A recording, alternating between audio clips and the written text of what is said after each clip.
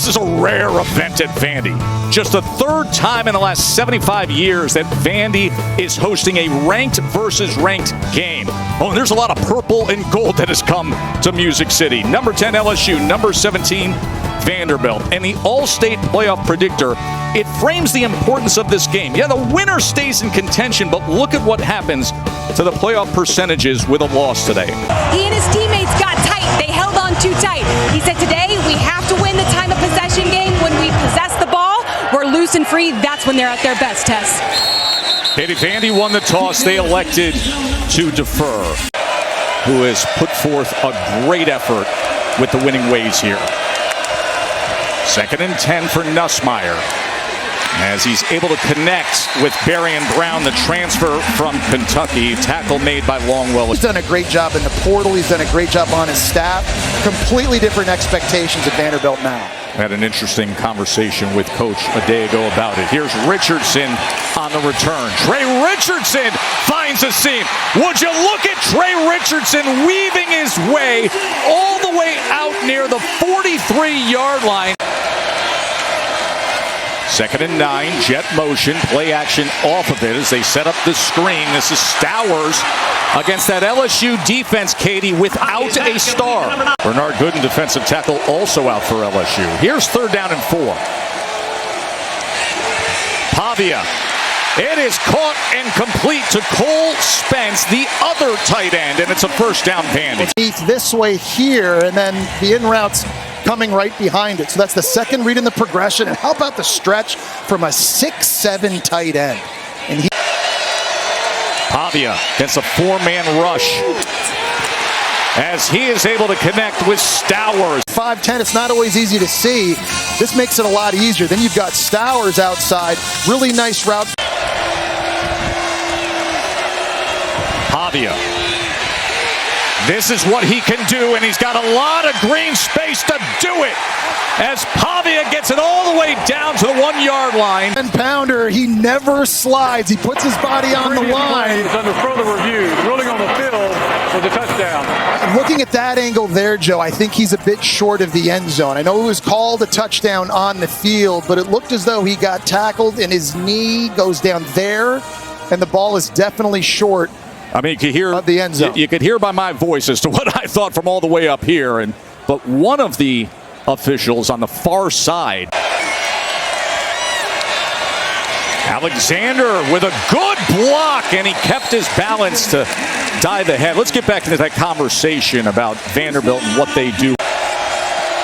3rd down and 6.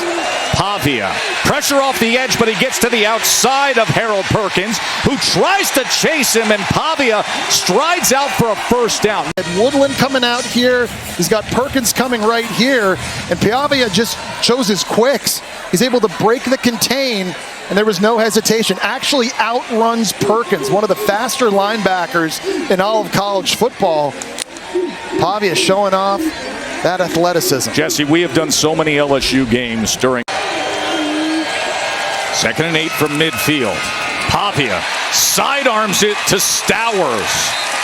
Focuses on Stowers. Just a nice job here. You think it's getting spit outside wide. There's a big zone and a big hole for the tight end to sit down in. 5 and 1. Number 17 in the country. Pavia. He's going to run it again. Now he is screaming right here, coming in, trying to get that handoff, and Pavia just holds on to it and breaks the contain. You've got to cage Diego Pavia. And bulked him up, gained 40 pounds a year ago, and Gooden is a dynamic defensive tackle they don't have today. 2nd down and 8. Pavia, as he goes with the shallow cross to Spence again inside the 10, looking to high hurdle his way to a 1st and goal over Harold Perkins. Very last possible second. He's out here blocking against Jack Pyburn, and then he clears it, and he literally does almost hurdle Harold Perkins here. He's 6'7". By the way, Joe, this has been a tight end fest early in this game. Vanderbilt's tight ends, Spence and Stowers. Trey'Dez Green, we've already seen with a Alexander straight ahead is in. 4th down, touchdown, Cedric Alexander.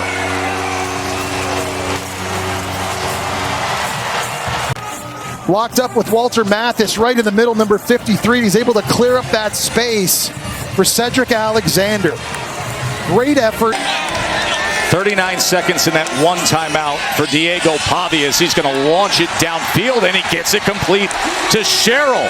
Great Junior job. Sherrill with the reception. 46-yard attempt for Taylor.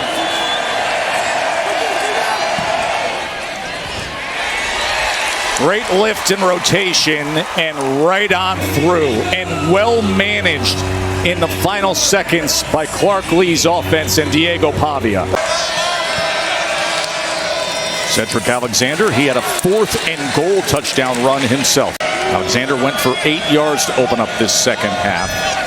And now the jet motion as they do give it to Richardson. And Richardson kept his balance and breaks a tackle for extra yardage. It's a first down. The defense, but in order for it to work, you got to hand it off sometimes. You got to make sure the defense plays you honest and knows that Richardson, who ran a... They're down and 2. And that is where they will run with the option and the pitch to Young. And here goes M.K. Young. Chunk play, doors. Pyburn's going to have to take the QB, which pitches it out here. Watch the key block by Stowers. He's made some good plays here catching the football, but you just got to get a hat on a hat. He's able to occupy the defender. That's A.J. Halsey on the back end. They run to the right side. That was their 4th 20-plus yard chunk play of the afternoon. 28-yard run as the jet motion here with Richardson as he gets to the outside for a good gain. That's where his eyes go. Number 7, he got the lead block by the running back. Just needs to get a piece of him to allow the speed. Alexander. Man. Somehow, some way, he dragged Harold Perkins ahead for a gain. He shoots this gap with his speed, but you see the tough one-cut running style of Cedric Alexander. Great job getting that first down. And what a matchup we have here in Nashville. Running back and linebacker. Here's the option. Here's Alexander looking for anything as he just lowers the shoulders to the 4-yard line. And just get a body somewhere. Watch number 2. Pitches it, and now he turns upfield, and he gave a little bit of a shoulder to Harold Perkins. Not much, but...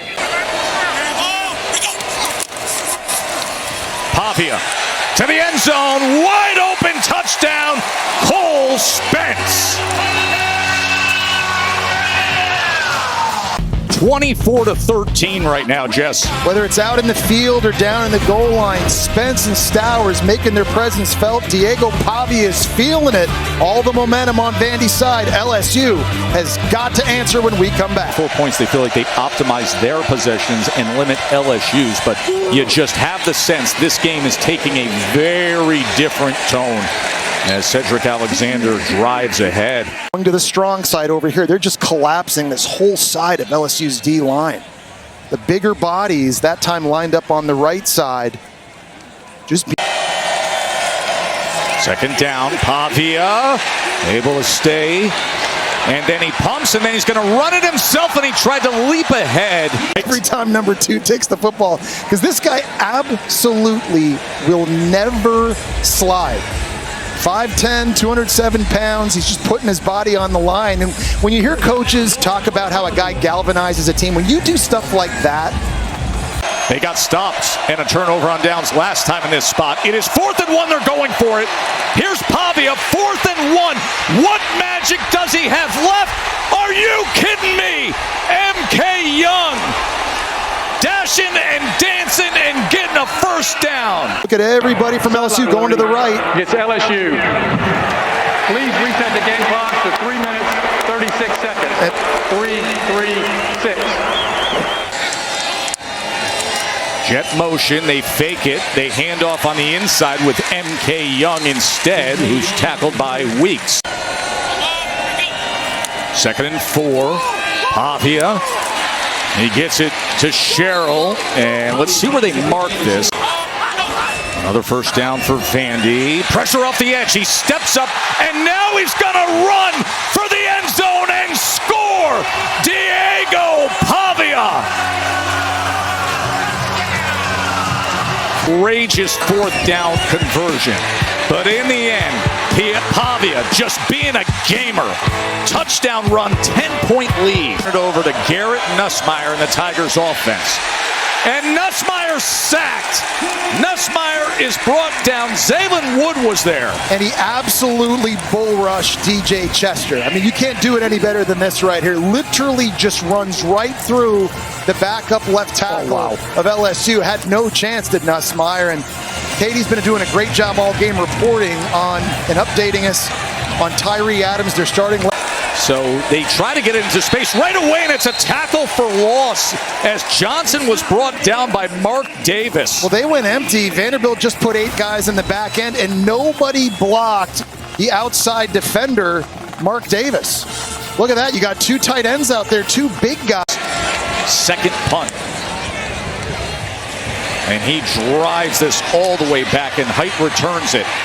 And Height makes the most of it as he makes it all the way over the 40-yard line. 2 timeouts remain for LSU. Of course, we do have the 2-minute timeout as well. As Young finds a seam. M.K. Young anchored down.